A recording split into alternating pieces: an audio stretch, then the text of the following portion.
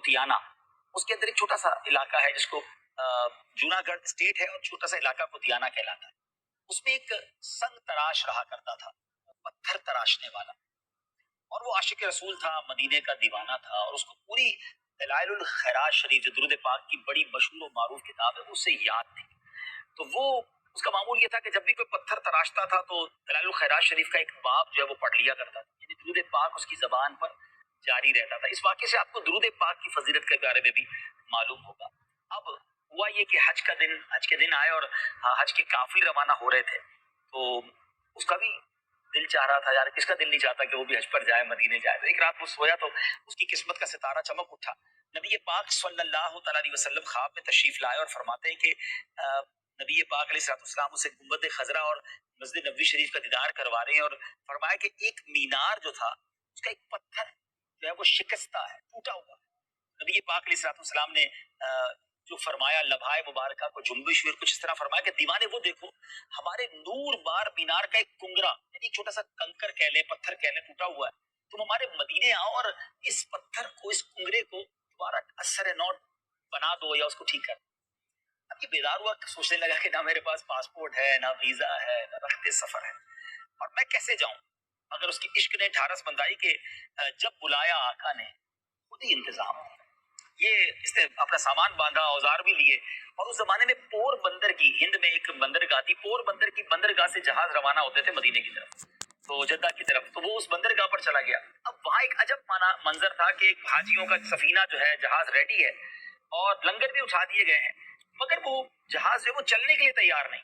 अच्छा, जहाज थोड़ा डीप सी में होता है, दरमियान में होता है, समुद्र के किनारे छोटी कश्ती के जरिए नॉर्मल बाजू का लाया जाता है। जहाज वहां तक पहुंच गया था और अब स्टार्ट ना हो, किसी ने देखा कि दूर एक हाजी लग रहा है जिसके पास सामान भी और वो रह गया है। तो आवाज लगाई गई कि वो एक साथी हमारा रह गया है। छोटी कश्ती भेजी गई, उस दीवाने को उस कश्ती के जरिए जहाज पे सवार किया गया, और जैसे ही वो जहाज पर सवार हुआ, जहाज स्टार्ट हो गया। ना किसी ने पासपोर्ट पूछा, ना किसी ने वीजा पूछा, और ये जनाब सफीना जद्दा शरीफ पहुंच गया। ये आशिक रसूल दुरूद पढ़ते पढ़ते मदीने पहुंच गया। अब जब वो मदीने पहुंचा तो वह मदीने के मस्जिद नबवी शरीफ के जो खुद्दाम थे, जैसे ही इसको देखा, कहा वो आ गया जिसके लिए मैं बताया गया था। गोया उन्हें भी ख्वाब में बता दिया गया था कि कौन आ रहा है। उसकी इस्तकबाल की तैयारियां थी। अब उसने जब जाकर देखा तो वही बनारा जो ख्वाब में दिखाया गया था, उसका पत्थर वहां से शिकस्ता था। अब उसको हुक्म दिया गया कि आपने वो जाकर बनाना है। रस्सी बांधी और गुंबद खजरा के साथ वाले मीनार पे वो ऊपर चढ़ा। अदब तो इस बात का तकाजा करता है कि वहां ऊपर ना जाया जाए, मगर हुक्म जो है वो अदब पर फौकियत रखता है।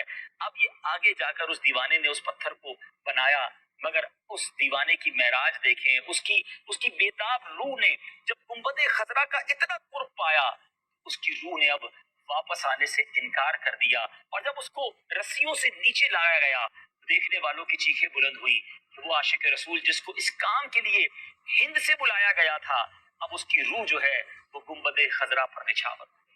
तो नाज़रीन, यहाँ एक बात पता चल रही है, अगर सच्ची तड़प हो, दुरूद पाक की कसरत हो, तो बहाना बन जाता है, रास्ते खुल जाते हैं, वीजा, पासपोर्ट और असबाब भी बन जाते हैं। हमने बहुत सारे ऐसे लोगों को देखा है कि जिनके पास दुनिया का बहुत मालो दौलत है, सारी दुनिया देखी है, मगर मदीना नहीं देखा।